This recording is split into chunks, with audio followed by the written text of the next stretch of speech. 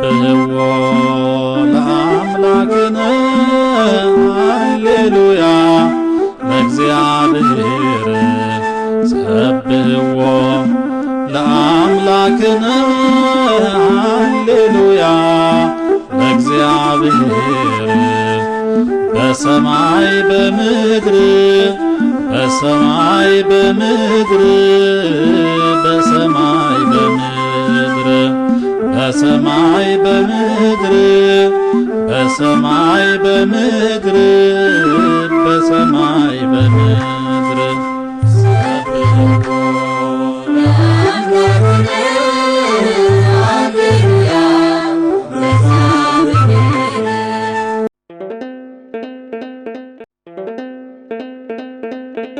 በስመ አብ ወወልድ ወመንፈስ ቅዱስ አሐዱ አምላክ አሜን።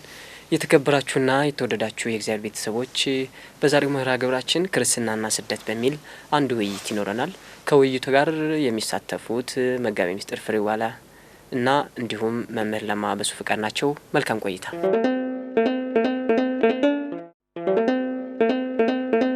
በራሳቸው ፍላጎት ተነሳስተው እምነት ውስጥ አሉ፣ ግን የሚሰደዱ ሰዎች በረከት ያገኛሉ ማለት ነው። ለዓለም የሚሰደዱ ከሆኑ የዓለምን ጣም የሚያንሰላስሉ ናቸው። እንኖራለን የሚሉ ናቸው አይደል? በዓለም ውስጥ እንኖራለን ከብረን እንኖራለን የሚሉ ማለት ነው። ከብረን እንኖራለን በማለት ምክንያት የሚመጣባቸው መከራዎች አሉ። ዓለም ሳይሞላላቸው ይቀራል። የሰው ሀሳብ መቼም ሊሞላ ስለማይችል ምንም ቢሆን አይሞላም የሰው ሀሳብ። እናስበዋለን እናገኛለን፣ ስናገኝ አንረካም፣ እናገኛለን ስናገኝ አንረካም፣ ሳንረካ ነው የምንሄደው። ይህ የታወቀ ነገር ነው። ስለዚህ እነዚህ በእምነቱ ውስጥ ሆነው ነገር ግን ጽድቅን የማያስቡ ከሆኑ እንዴት ነው እንግዲህ ዝሮ እህሉ ውስጥ የተዘራው ላይ እንክርዳድና ስንዴ ይበቅላል አይደለም? እንክርዳድ ከሆነ እንዴት ታደርገዋለህ ታዲያ? እንክርዳዱ የሚገባበትን እናውቀዋለን፣ ስንዴው የሚገባበት ይታወቃል። እንዴት ነው ለሚለው እንዴት ይሆናሉ? እንግዲህ ክርስትና ካሉበት እንዲኖሩበት ነው። ታዲያ አብዛኛውን አሁን እየኖርንበት አይደለም እንዴት ነው ለሚለው እኔም እናውቃለን። እንግዲህ ቤተ ክርስቲያኗ የምትለፈለፈው እንኑርበት ነው። በክርስትናው እንኑርበት፣ ግድ የላችሁም። አገራችን ሌላ ነው። መጽሐፍ የሚነግረን አገራችን በሰማይ ነው። ሰማይ ማለት ደግሞ የእግዚአብሔር መንግስት ነው። የእግዚአብሔር መንግስት እንድንኖር የምንኖር ወደዚያ ነው እንጂ ከዚህ ቋሚ አይደለንም። ተው እባካችሁ፣ በዚህ ላይ አትስገብገቡ። ጌታ እንደተናገረው ምንድነው በዚህ በዘመነ ጽጌ የሚነገረው ነገር አለ። ዘመነ ጽጌ ማለት የአበባ ወቅት ማለት አይደለም። እመቤታችን አበባ ይላታል። በ15 ዓመቷ በልጅነቷ ነው ጌታን የወለደችው። ገና ናት፣ ልጅ ናት።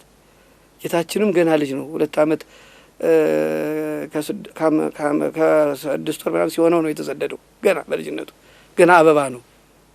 ስለዚህ መስዋዕት የሚሆንበት ጊዜ ገና 30 ዓመት በኋላ ስለነበረ ቀራንዮ ላይ ነው ፍሬው የሚታየው። ገና አበባ ስለሆነ በአበባነቱ እንዳይቀጭ ነው። ቅድም እንደተባለው ምክንያቱ በሌላ መንገድ ቢሆንም ወደ ሌላ ቦታ የሸሸው። ስለዚህ በዚህ ምክንያት በዚህ ዓለም ላይ ለመኖር ህሊናን ማደላደል ይህ ሞኝነት ነው። እየተነገረን እኮ ነው፣ እያየንም ነው። ማለት መጽሐፍ እንደሚለን መጽሐፍ እኮ መሰረታዊ ነገሮችን እኮ አትጡ ብሎናል። እሱም ብሎናል ሀበ እንዲሁም ሲሳይን ዘለለት ነው ብሎ ቅዱስ ጳውሎስም ረከብነ ሲሳይን ዋራዘነ ያአክለነ ነው። እንግዲህ ምግባችንና ልብሳችን ካገኘን ይበቃናል ካለ ምግባችንና ልብሳችን ካገኘን ይበቃናል። ይህ እኮ መሰረታዊ ነገር ነው። ሰው ምግቡን ካገኘ ልብሱን ካገኘ መጠለያውን ዛፉን ቆርጦ ቤት የሚሰራበት ነው። መጠለያውን ካገኘ በራሳችን የምናገኘው የምናደርገው መጣበብ ነው እንጂ መጠለያውን አይቸግርም ነበር። ግን እኛው ራሳችን የምናደርገው ችግር ነው። ችግሮች የሚለው መሬቱን አንዱ ብዙ ይይዛል፣ አንዱ ትንሽ ይይዛል። ለዚያ ስንስገባገብ አልበቃን እያለ ነው እንጂ መጠለያ በእውነቱ አናጣም። ምግብም ቢሆን እንደዚያው ነው።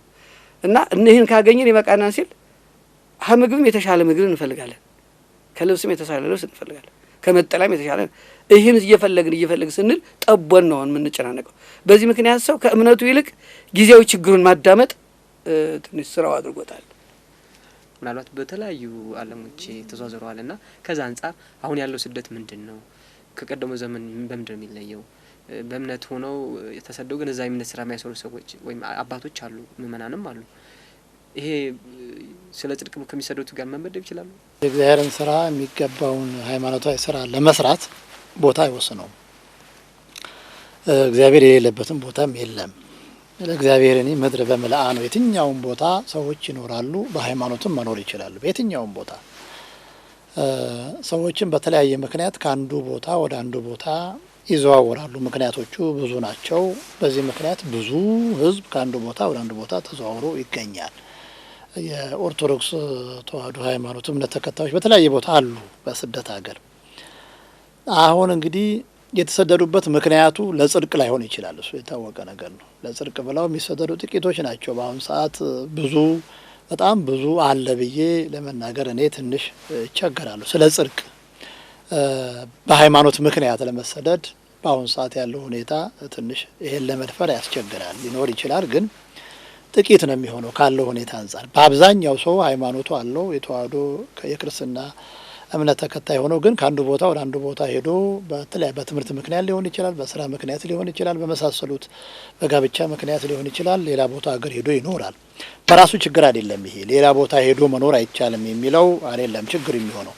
ከሄዱ በኋላ እንደ ሃይማኖት እንደ ክርስትና እንዴት መኖር ይችላሉ?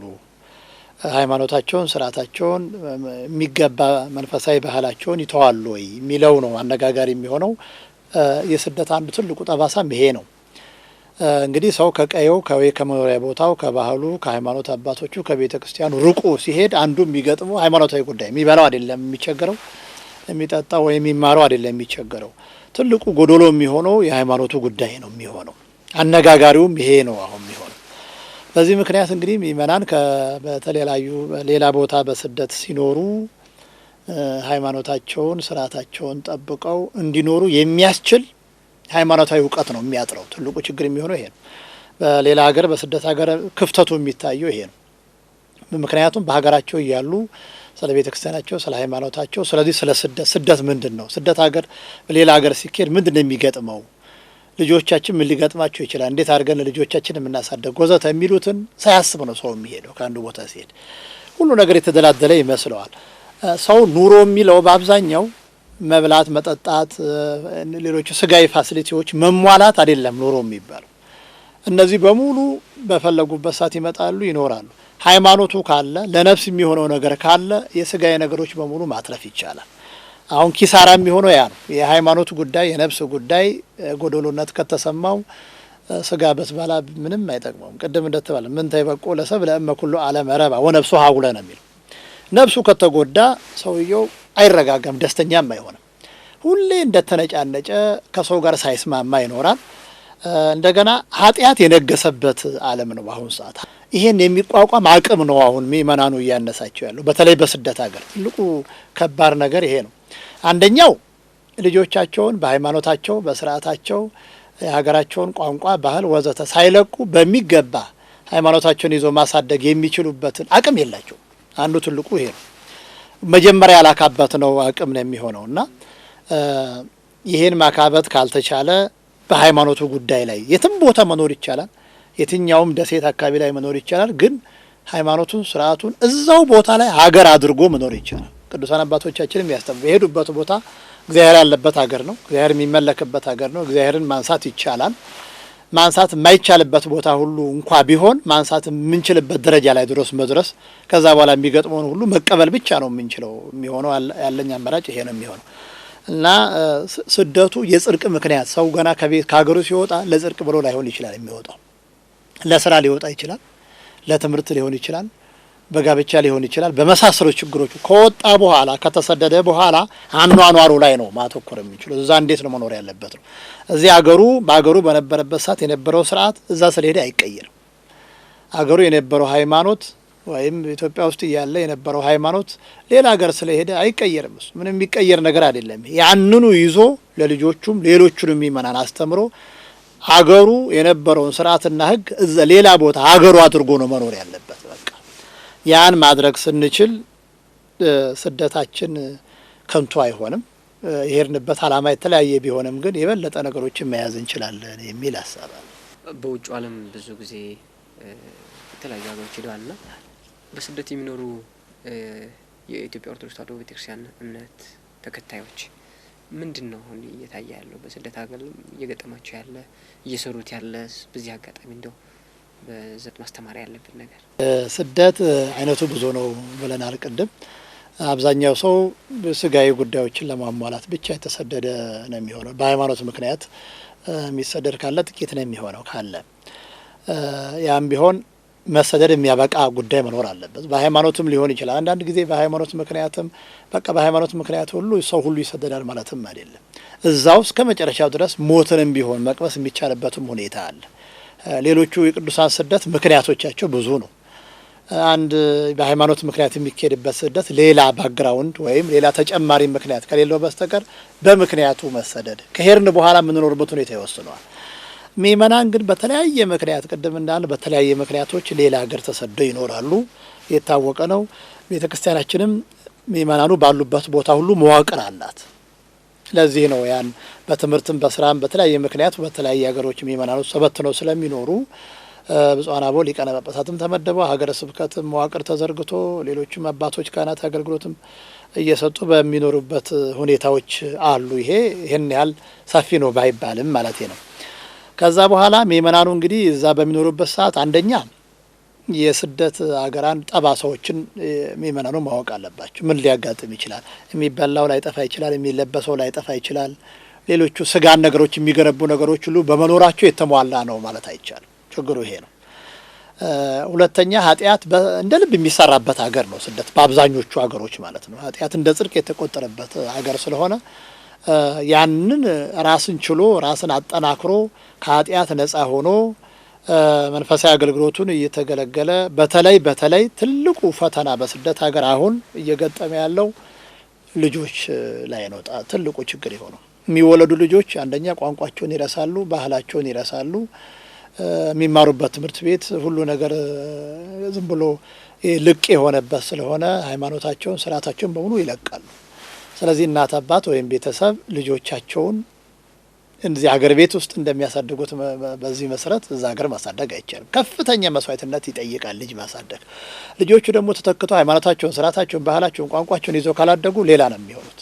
ስለዚህ ትውልዱ እዛ ላይ ይቆማል። ስደት ላይ ያለው ትውልድ በሙሉ ተመልሶ ወደ ቤተክርስቲያን ይመጣል የሚለው ነገር አከራካሪ እየሆነ ነው የመጣው እና ልጆች ላይ የሚሰራ ስራ ነው የሚያስፈልገው።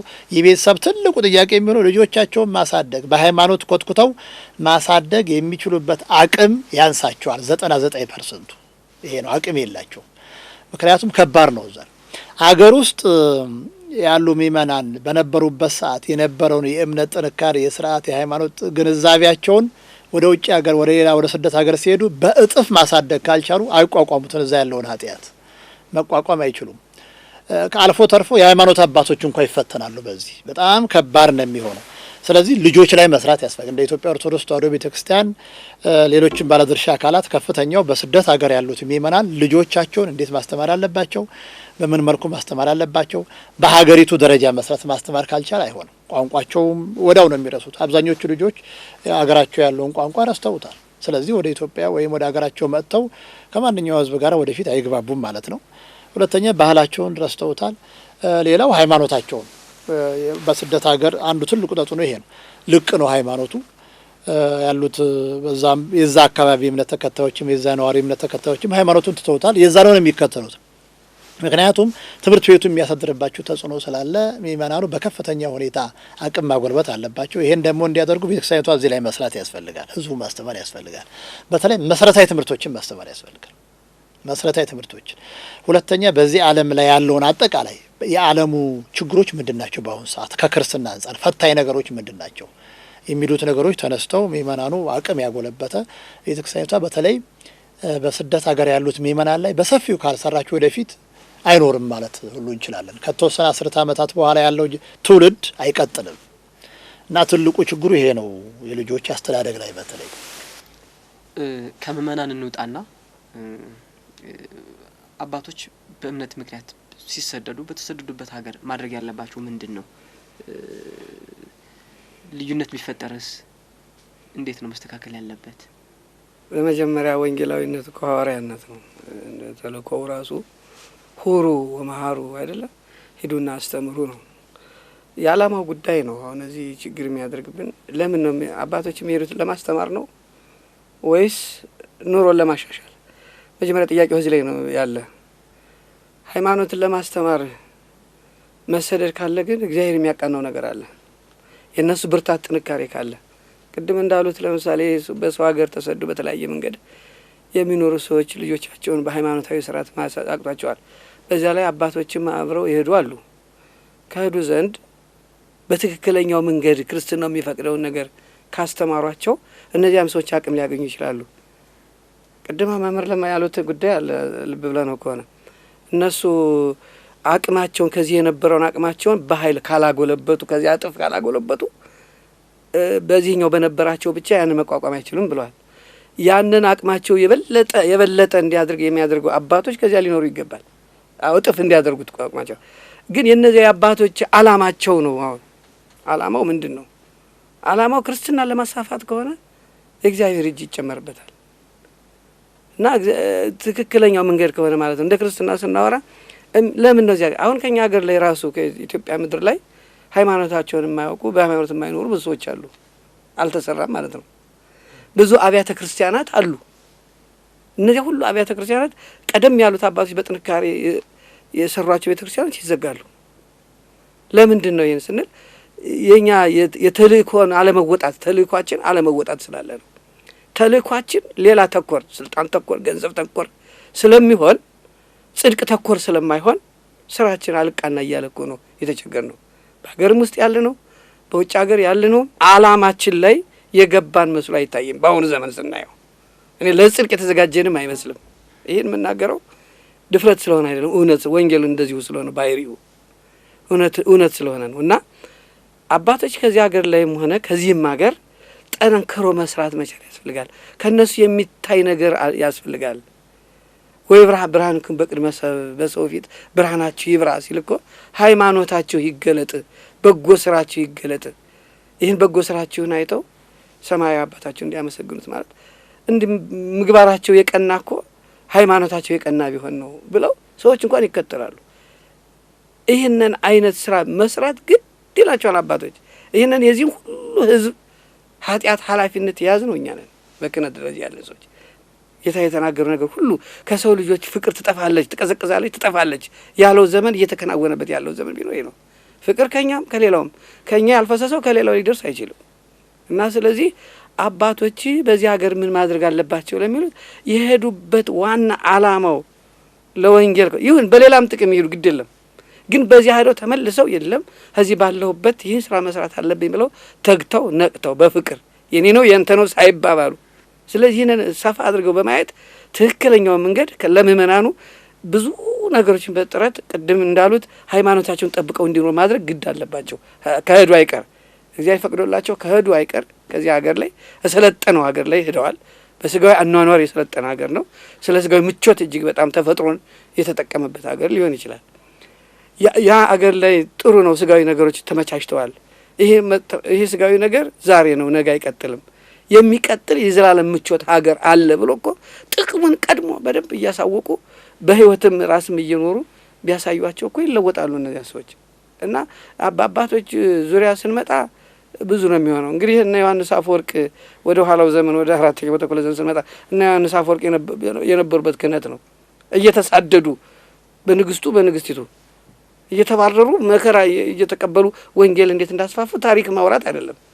እኛም መኖር መቻል አለብን። አፈወርቅ እንዲህ አለ እያልን ነው የምናወራው ብዙ ጊዜ። ግን እነሱ እኮ መስዋዕትነት እየከፈሉ እግዚአብሔርም እየረዳቸው ስራ እየሰሩ እየጻፉ በህይወታቸው ያስተማሩ ሰዎች እኮ ናቸው። እንዴ ዮሐንስ አፈወርቅ አንዲት ሴት ብቻ አስተማረ እየተባለ ይተረካል። አንዲት ሴት ብቻ አስተማረ፣ ሺህ ቢሰበሰብ ሰሚው አንድ ስለሆነ ያው ነው ብሎ ያችን አስተማራት እኮ። ታዲያ እንደዚህ አይነት ሰው ከሆነ ያስፈልጋል። አንዳንዶቻችን አሁን በዚህ በአዲስ አበባም ስንመለከተው ሰው ደመቅ ሲል ነው አስተማሪው ደስ የሚለው። ማን አምጥቶት ነው የሚደምቀው እንዴ? የተመቻቸ ነገር ላይ እኮ አይደለም፣ ማመቻቸት እኮ ነው ወሳኙ። ስለዚህ የኛ ወንጌላውያን በትክክለኛው መንገድ ሂዱና ወንጌልን አስተምሩ ባለው መንገድ ሂደው አባቶች የሚያስተምሩ ከሆነ ሁሉ ነገር መቋቋም ይችላል። ግን አሁን እኔ እንደው በዚሁ አጋጣሚ የምናገረው ግን የዚህ ሁሉ ህዝብ ኃጢአት ተጠያቂዎች ግን በአሁኑ ዘመን ካህናት ይሆናል በየእምነት ድርጅቱ ያለ ነው። አሁን እኮ የሚገርመው ነገር በእምነት በተለያየ መንገድ ተደራጅቶ ነው ያለው። ሁሉም ግን እምነቱን እያከበረው አይደለም። በያለበት ሁሉም እኮ እምነቱን ቢያደርግ ሰላም በራሱ ጊዜ ይመጣል።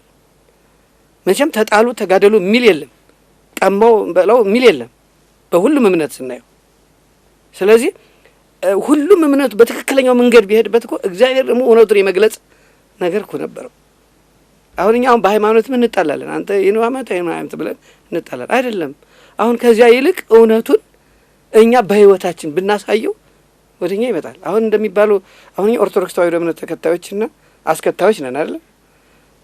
አሁን ሌሎች ደግሞ መጽሐፍ ቅዱስ ያም ይጠቅሳል እኛም እንጠቅሳለን። ሌላው ፕሮቴስት ቢሆን ፕሮቴስትም ይጠቅሳል እኔም እጠቅሳለሁ። ነገር ግን አሁን በእኔ እምነት የነበረውን ሰው ፕሮቴስቱ ሲነግረው ምንድን ነው የሚለው? የእኔን ህይወት ነው የሚነግረው። እሱ እኮ እንዲህ ነው ብሎ የእኔን ህይወት ይነግረዋል። ያ ደግሞ የሚያየውን ስለሚነግረው ያምናል። ስለዚህ እኛ መጠንቀቅ አለብን። እኛ አባቶች እዚህ ላይ ስራ ለመስራት ጥንቃቄዎች ልንወስድበት ይገባል የሚል ነው በክህነታዊ እንትን የምናገረው። መብት ስላለኝ ማሰር መፍታት የካህን ስልጣን ነው።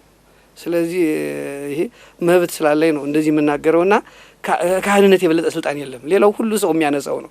የኔ ስልጣን ግን ማንም ሊወስዳት አይችልም እኔው ካልተውኳት በስተቀር። ስለዚህ ይህ አይነት መብት ስላለን እኛ ስራችንን ብንሰራበት ይገባል የሚል ነው ያለኝ። መልካም። ስለ ስደት ማውራት ካለብን ዘመነ ጽጌን ጠብቀን ላይሆን ይችላል የምናወራውና አሁን ያለው ስደት በተለይ በተለያየ መልክ ስደት አለ። ከውስጥ ወደ ውጭ ከውጭ ወደ ውስጥ በጣም ስደት እየበዛ ነውና ስደቱን እንዴት እንቀንሰው? እንግዲህ በተለይ በቤተ ክርስቲያን ጉዳይ ላይ ያለውን ማንሳት እንችላለን። ከአንድ ቦታ ወደ አንድ ቦታ የሚዘዋወረው ሰው ከአንዱ ሃይማኖት ወደ አንዱ ሌላ ሃይማኖት ሌላ ስደት ነው። እሱም ቢሆን ከአንዱ ቦታ ወደ አንዱ ቦታ መሄድ ስደት ነው። እንደገና በእምነት ጸንቶ አለመኖር፣ በስጋ ብቻ መኖርም ሌላ አንድ ስደት ነው። ቅዱስ ጳውሎስ በሁለተኛ ቆሮንቶስ መልእክቱ ምዕራፍ 5 ቁጥር 6 ላይ እንደተናገረው በእምነት እንጂ በስጋ የምናደርገው ከጌታ ተለይተን በስጋ መኖርን ያመለክታል ብሎ እንደተናገረው ሃይማኖቱን በሚገባ አለማወቅ፣ መማር ሲችል ማወቅ ሲችል ስርዓቱን ቀኖናውን ሌላውንም ማወቅ ሲችል አለማወቅና ዝም ብሎ ትቶ መኖር፣ ተለይቶ ከቤተክርስቲያን ተለይቶ መኖር ወይ ቤተክርስቲያን ትቶ መሄድ፣ እንደዚህ አይነት ነገሮች ሁሉ ውጣ ውረዶች ይበዛሉ። እነዚህ እንዳይኖሩ ማድረግ አንደኛ ዘመኑን የዋጀ መዋቅራዊ እና ስትራቴጂካዊ ነገሮች ሊኖሩ ያስፈልጋል። እንደ ቤተ ክርስቲያን ዘመኑን የዋጀ በሀገር ውስጥም በውጭም ሀገር ዘመኑ የሚጠይቀው። ምክንያቱም ይሄን የምንለው ለምንድን ነው? ቤተ ክርስቲያኒቷ ዘመንን የዋጀች ናት። በራሷ የታወቀ ነገር ነው። እኛንን መከተል ያቃተን። አሁን ትውልዱ ያለበትን ሁኔታ በሚገባ የሚያውቅ አገልጋይ ነው የሚያስፈልገው። አሁን የኛ አንዱ እጥረት የሚሆነው ይሄ ነው። ስደቱ የሚቀንሰው ከዚህ አንጻር ነው። ስደት መቀነስ ማለት ራሱ ምንድን ማለት ነው የሚለውን ስናነሳ ሰዎች ከአንድ ቦታ ለአንድ ቦታ አይዘዋውሩ ማለት አይቻልም። እሱ በተለያየ ምክንያት ግድ የሚሄዱበት ሁኔታ አለ። የግድ ስደቱ ሃይማኖታዊ ላይሆን ይችላል። ለምሳሌ በትምህርት ምክንያት የሚሄድ ሰው መሄድ አይችልም ማለት አይቻልም። በስራ ምክንያት ሰው ከሄደ መሄዱ አይቀርም። እሱ አይደለም አሁን ትልቁ ችግር ያለ ሀገር ውስጥም ያለውን ውጭ ሀገርም ያለውን ባለበት ግን በየትኛውም ቦታ ሆኖ ቤት ውስጥ እንዲኖር ማድረግ ይቻላል። በየትኛውም ቦታ በየትኛውም ደሴቶች አካባቢ ሆኖ ግን እዚሁ ቤት ውስጥ ሃይማኖቱን ስርዓቱን ጠብቆ እንዲኖር ማድረግ የሚያስችል ደረጃ ላይ መድረስ አለብን። ስለዚህ የመጀመሪያው ከሀገር ውስጥ እስከ ውጭ ሀገር የዘመኑን የዋጀ የማስተማር የህዝቡን ችግር መጀመሪያ ማወቅ ሁሉ ያስፈልጋል። ምንድነው የህዝቡ ክፍተት? አንዳንድ ጊዜ በአውደ ምሕረት እኛ የምናስተምረው ምንድነው ህዝቡ የሚፈልገው አናውቅም። ዝም ብለን መወርወር ብቻ ነው። እሱ የሚፈልገው ሌላም ሊሆን ይችላል። ሌላ ጥያቄ ይኖርበት ይሆናል። እሱ ያንን ለመቅረፍ በደንብ መሰራት ያለበት ይመስለኛል። እኔ በሀገር ውስጥም በውጭ ሀገርም ነው ይሄ። ስለዚህ የተጠና ህዝቡን ምን ማስተማር አለብን፣ እንዴት ማስተማር አለብን፣ መቼ ማስተማር አለብን። አሁን የምናስተምረው እኛ ህጻናቱንም የተማረውንም ያልተማረውም ሰብስበን ነው የምናስተምረው። የግብር ውጣ ነው የሚሆነው። ያ በአሁኑ ሰዓት አያስኬድም። አሁን ዘመኑ ከዛ አንጻር ስለማያስኬደን እሱን ለያይተን ከዚህ ከሰንበት ትምህርት ቤቶቹ ጋር በየአጥቢያው ምእመናኑ በየአጥቢያው መሰረታዊ ትምህርቶችን ቁጭ ብሎ አካዳሚክ ትምህርቱን እንደሚማረው ማለት ነው ቁጭ ብሎ የትምህርት አይነቶችን ቁጭ ብሎ በሊቃውንቱ መማር አለበት። ሀገር ውስጥም ሌላም ሀገር መጀመሪያ ይሄን ማድረግ አለበት። አለዛ ነገ ጧት አይቋቋም ህዝቡ። አሁን የመጣው ፈተና ህዝቡ ያለበት የእምነት ጥንካሬ ደረጃ አይመጥነው። አሁን ያለው በአጠቃላይ ማለት ሁሉ ይቻላል መቋቋም አይችልም። ስለዚህ ይሄንን መሙላት ያስፈልጋል። በተለይ በውጭው ዓለም የውጭውን ዓለም የሚያማክል አስተዳደራዊ መዋቅሮችና አስተምህሮችን መዘርጋት ያስፈልጋል። እሱም በብዛት የተወሰኑ እንቅስቃሴዎች ቢኖሩም በአብዛኞቹ አይኖርም። ዝም ብሎ ኑሮ ነው የሚሆነው። ይሄንን ማጠናከር ያለብን ይመስልናል። ስናጠቃልለው በአጠቃላይ ግን ከሀገር ውስጥ እስከ ውጭ ሀገር በየትኛውም ቦታ ሰዎች ይኖራሉ። ያን 100% መከልከል አይቻልም። ሰው ከአንዱ ቦታ ወደ አንዱ ቦታ ሲሄድ በተለይ ልክ በስደት ወደ ስደት ሀገር በትምህርትም በኑሮም በምናምን በሚሄድበት ሰዓት ሃይማኖታዊ አማካሪዎች ያስፈልጉታል። ልክ ሌላ ኦሪየንቴሽን እንደሚሰጠው ሌላ ቦታ ሲሄድ ትምህርቱ እንዴት መማር እንዳለበት እንዴት መኖር እንዳለበት ኦሪየንቴሽን ይሰጠዋል። በስጋው ነው እሱ። በሃይማኖትም ሌላ ሀገር ሲሄድ ምን ሊያጋጥመው እንደሚችል እንዴት መኖር እንዳለበት ቤተክርስቲያኒቷ በሰፊው የምክር አገልግሎት ሂደቶች ሁሉ ያስፈልጋል። ያ ካልሆነ ቀጣው ትውልድ አሁን አይከተለንም። እኛ አሁን ባለንበት ሁኔታ አሁን ባለን አያያዛችን ከባድ ነው የሚሆነው። መጨረሻ ላይ የምለው እኔ እንደ አጠቃላይ እንደ ቤተክርስቲያናችን ሁልጊዜ በተለይ የአገልጋዮች ካህናት ትሬኒንግ ያስፈልጋል። ሁልጊዜ ዘመኑ በየደቂቃው ይለዋወጣል ሁልጊዜ። ስለዚህ ያ የምንመራው ህዝብ የዛ የለውጦቹ ውስጥ አንዱ አካል ነው። እኛ ባለንበት ሆነን ነው የምንጠብቀው። እሱ ሌላ ህዝብ ነው፣ ሌላ ወጣት ነው ይመጣው፣ ሌላ አዲስ ትውልድ ነው ይመጣው። የትምህርት ፖሊሲ ይቀየራል፣ የአየር ለውጡ ሳይቀር ነው የሚቀየረው እና በዛው መሰረት ካህናት አባቶች ቅድም ሕጋዊ ምስጢር እንዳሉት ዝግጁ የሆኑ ያንን ህዝቡን በትክክል ከፊት ሆነው ከኋላ የሚነዱ ሳይሆን ከፊት ሆነው የሚመሩ ብቃት ያለው ግንዛቤው እንዲኖር። አሁን የሃይማኖት እውቀት ችግር አይኖርም በእኛ ቤተክርስቲያን፣ የእውቀቱ ችግር አይኖርም። ይሄን እውቀት ለህዝቡ እንዴት እንደምንመግብ አይነቱ ነው ችግር የሚሆነው። ዝግጅቱ ነው የሚያስፈልገው እና እነዚህን የዋጀ የተስተካከለ ሁልጊዜ በስልጠና የታገዘ ሂደቶች ከሌሉ በስተቀር በተለያየ ምክንያት በተለይ ከአንዱ ቦታ ወደ አንዱ ቦታ ያለውን የሃይማኖት ስደት መቋቋም አይቻልም። በአንጻሩ በሌላ መልኩ ብዙ ደግሞ ወደ ቤተክርስቲያን ይመጡ ደግሞ አሉ። አሁን ሌላ አንዱ ጥያቄ እሱ ነው። ከሌላ ቦታ ወደ እኛ የሚሰደዱ አሉ። ከኛ መሰደድ ብቻ አይደለም። በአብዛኛው በተለያዩ ሁኔታዎች ሲታዩ በተለያዩ መረጃዎች ሲታይ ከተለያዩ ቦታ ወደኛ ወደ እናት ቤተክርስቲያን ወደ ኢትዮጵያ ኦርቶዶክስ ተዋሕዶ ቤተክርስቲያን ከተለያዩ ቤተ እምነቶች የሚመጡ ምእመናን እየበዙ ነው በጣም በአፍሪካም በአውሮፓም በሀገር ውስጥም ሳይቀር ወደኛ ቤተክርስቲያን ይመጣል። ጥሩ ነው። ይሄ በጣም ደስ የሚል ግን የሚቀበል አቅም ደግሞ ያስፈልጋል። እሱ ነው ስጋት የሚሆነው እንጂ በጣም ህዝቡ ወደኛ ቤተክርስቲያን እየመጣ ነው። በዛ በመጡበት ደረጃ ማስተናገድ የሚችል አቅም ቤተክርስቲያኗ ከላይ እስከታች ዘመኑን የዋጀ መዋቅርና የአስተምሮ ስልቶችን መዘርጋት ያስፈልጋል። ቅድም እንዳልነው የኃጢአት ስደት አለ፣ የጥሪ ስደት አለ፣ በረሃብ ምክንያት ስደት አለ፣ በአሳዳጆች ምክንያት መሰደድ አለ። ስለ ጽድቅ እንደተባለው መሰደድ አለ፣ በምናኔ ስደቶች አሉ። እነዚህ ስደቶች በየራሳቸው አካሄድ አላቸው። በመጽሐፍ ቅዱስ ስናይ እና አብርሃም በጥሪ ተሰዷል። ከዘመዶቹ ተለይና ተብሎ ከከለዳ ወደ ካራን እንዲሰደድ ሆኗል። ለምሳሌ አብርሃም ቀጥሎ ደግሞ ከካራን ወደ ግብጽ በረሃብ ምክንያትም ተሰዷል። ያዕቆብም እንደዚሁ ከከናን ወደ ፍልስጤም ማነው ይስሐቅ ከከናን ወደ ፍልስጤም ተሰዷል በረሃብ ምክንያት። ረሃብ መቼም አስገዳጅ ስደት ነው የሚያመጣው። በረሃብ ምክንያት የተደረገው ኋላ ደግሞ የብዙ ሰፊ ታሪክ ይዞ የምናየው ያዕቆብ ከነ ልጆቹ ወደ ግብጽ ተሰዷል። እዚያ ነው እዚያ ህዝብ መካከል ትልቅ ህዝብ አደርጋለሁ ብሎ ጌታ እንደተናገረው ትልቅ ህዝብ አድርጎት በዚያ ተሰዶ ብዙ ኑሯል። እግዚአብሔርን በዚያ ስራውን ሰርቷል። ለምሳሌ የሚያመች ነገር አለው ያ ስደት። ምን አይነት ምሳሌ ነው የሚያመጣለት ያ ስደት? ያዕቆብ እንግዲህ ከነአን ወደ ግብጽ ተሰዶ በመጀመሪያ ዮሴፍ ተሽጦ ሄዶ በእሱ አማካይነት ሰፊ ህይወት እንዲኖሩ ሆኗል። ዘራቸውም ወደ 70 ምናምን ያህል ሆኖ ተሰዶ ብዙ እልፍ ሆኖ ነው የወጣው። በኋላ እንግዲህ ታላቅ ህዝብ አደርጋለሁ ብሎ ጌታም ነግሮት ነበርና ያዕቆብን። ከዚያ መካከል ላይ ግን ያ ግብጽ አልተመቻቸውም፣ መከራ ሆነባቸው። በጊዜው የነበሩት ፈሬናውያን አገዛዙን አጸኑባቸው፣ ስደተኞች ያደረጓቸው፣ መከራው ሲጸናባቸው ወደ አምላካቸው ጮሁ። እግዚአብሔርም ሰማይኩ ጋሮም ለህዝብ ያለ የህዝቦችን ጩኸት ሰማው አለና ሙሴና አሮን አስነሳና እንግዲህ 10 መቅሰፍት 11ኛ ስጥመተ ባሕርን አድርጎ አሻገራቸው አይደለም። አሁን ይሄ በረሃብ ምክንያት ተሰዶ ያመጡት ነው። ነገር ግን ቅድም መጀመሪያ በኃጢአት ምክንያት ስደት አለ እንዳልነው አዳም በኃጢአት ምክንያት ከገነት ወደ ተሰዷል፣ ወደዚህ ምድር ተሰዷል። እስራኤልም ከከናን ማርና ወተት ከምታፈሰው አገር ወደ ተሰደዱ በረሃብ ምክንያት ወደ ግብጽ ተሰዱ። ግብጽ የሲኦል ምሳሌ ናት። እንግዲህ አባቶቻችን እንደሚሉት ከዚያ ተሰደው እነሱ ባህር ተከፍሎላቸው እንደተሻገሩ በክርስቶስ መገለጥም ምእመናን እንደገና ከዚህ ከሲኦል ስደታቸው ወደ ገነት ወደ መንግስተ ሰማያት ተመልሰዋል። ወርቃማው ትልቁ እንግዲህ ያ ብሉይ ይሄ ሐዲስ ይባላል። ብሉይና ሐዲስ የሚባለውም ይሄ ነው። ቅዱስ ሚካኤል መጋቤ ብሉይ የሚባለውም ለዚህ ነው፣ እነዚያኞችን ስላሻገረ ነው። ቅዱስ ገብርኤል መጋቤ ሐዲስ የተባለው የሐዲስ ኪዳን መሻገሪያውን የክርስቶስን መወለድ ስለተናገረ ነው። እና ዋናው ነገር እንግዲህ በዚህ ምክንያት እነሱ ወደዚያ ስደታቸው ተመልሰዋል። ስደቱ በረሃብ ምክንያት የመጣ ነው።